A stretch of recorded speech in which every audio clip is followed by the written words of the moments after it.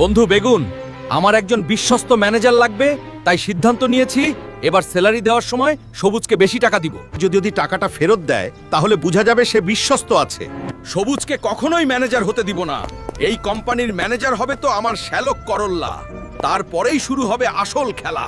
এই নাও সবুজ, তোমার এই মাসের স্যালারি, সেই সাথে 2 দিনের ছুটিও দেওয়া হলো। ছুটি শেষে কাজে জয়েন করবে। Thank you sir.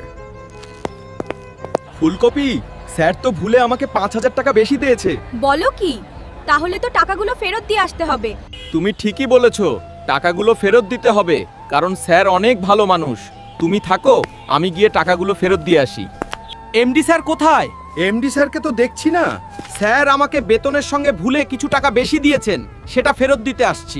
শুনো, এমডি স্যার তো এই মুহূর্তে নাই। টাকাগুলো আমার কাছে দিয়ে যাও, আমি এমডি স্যারকে দিয়ে দিব। এই রকম একটা সুযোগের অপেক্ষাতেই ছিলাম।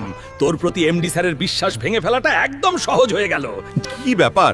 সবুজ তো এখনো টাকাগুলো ফেরত দিয়ে গেল না। ওকে প্রথম দেখেই বুঝেছিলাম বিশ্বাসের যোগ্য না। টাকা পেয়ে লোভটা সামলাতে পারে নাই। তাহলে এখন কি করব?